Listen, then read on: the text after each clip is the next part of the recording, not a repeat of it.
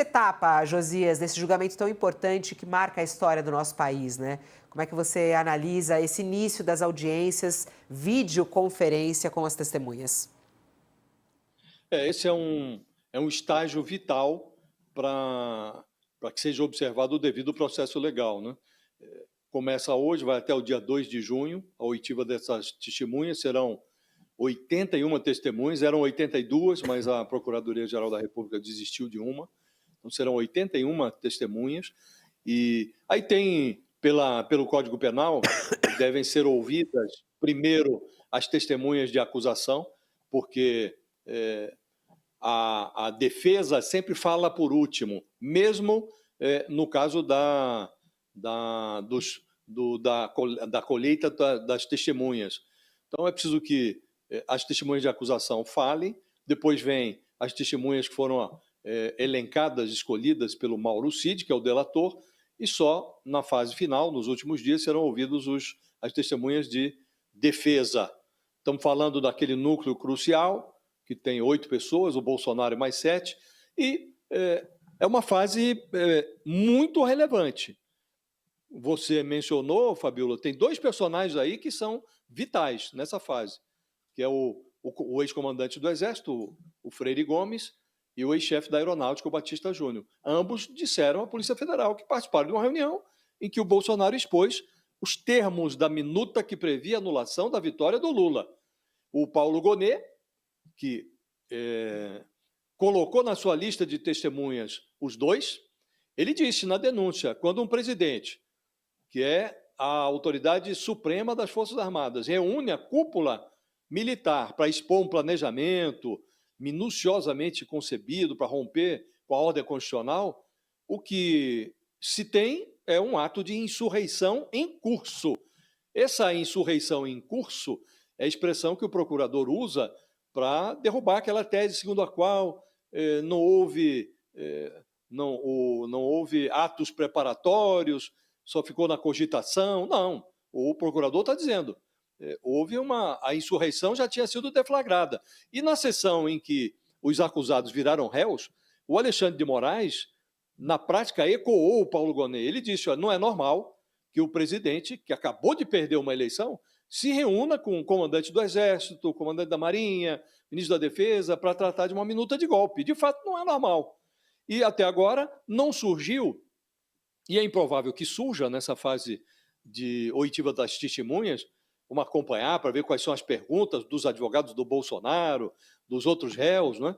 Mas até agora não surgiu nada que se pareça com um argumento capaz de rebater essas evidências. Houve a reunião, o Bolsonaro expôs uma minuta de golpe e a Procuradoria considerou que ali foi deflagrado o golpe, havia uma insurreição em curso, o relator do processo está dizendo que isso não é normal, um presidente derrotado nas urnas chamar os comandantes militares para discutir a anulação da eleição, de fato, não é normal.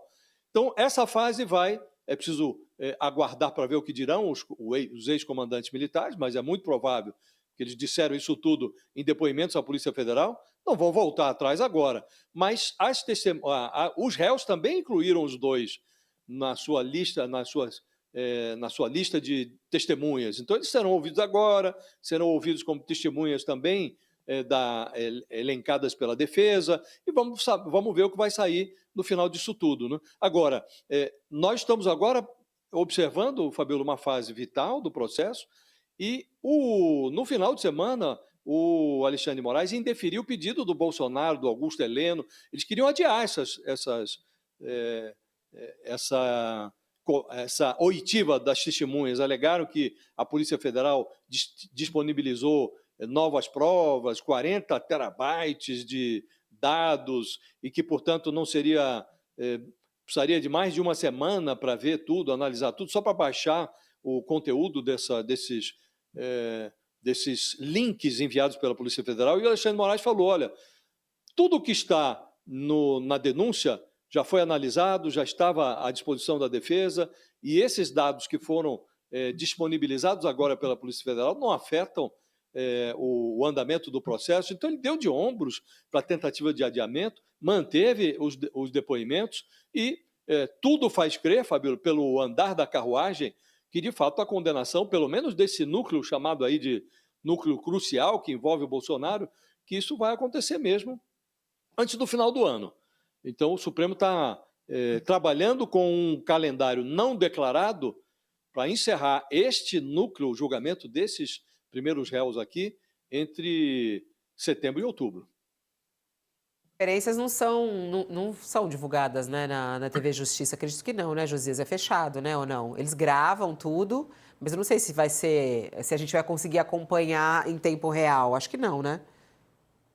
Eu tenho a impressão de que não será possível, Fabíola, até porque vai ser os depoimentos serão Simultâneos, né? recolhidos ali por videoconferência, serão simultâneos, né? Então, 82 quero crer que não depoimentos. haverá. 82 depoimentos Serão simultâneos. 82, até o dia 2, né?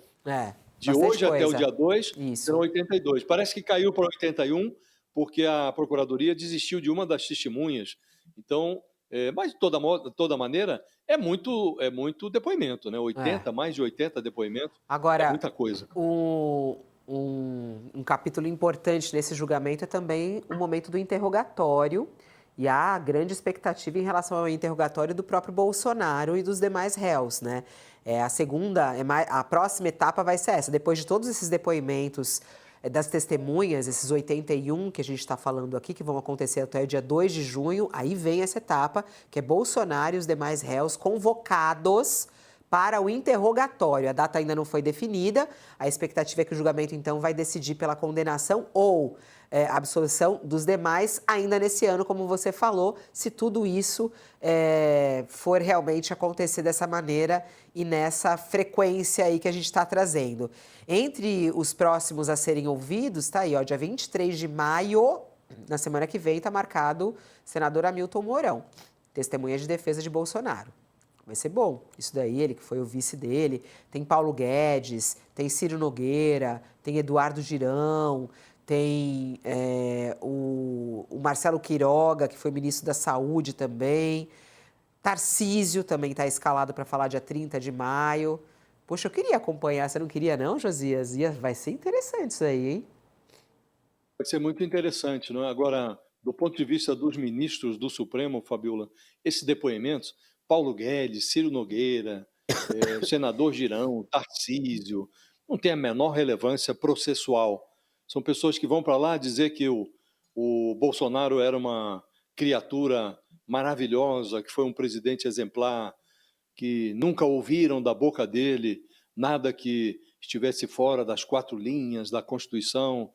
Agora, nenhum desses personagens será capaz de trazer algum elemento que derrube as provas que foram reunidas pela Polícia Federal a partir do depoimento do Mauro Cid e depois depoimento que foi corroborado, as provas todas foram recolhidas, os comandantes militares atestaram que de fato houve a reunião, minuta de golpe, virada de mesa.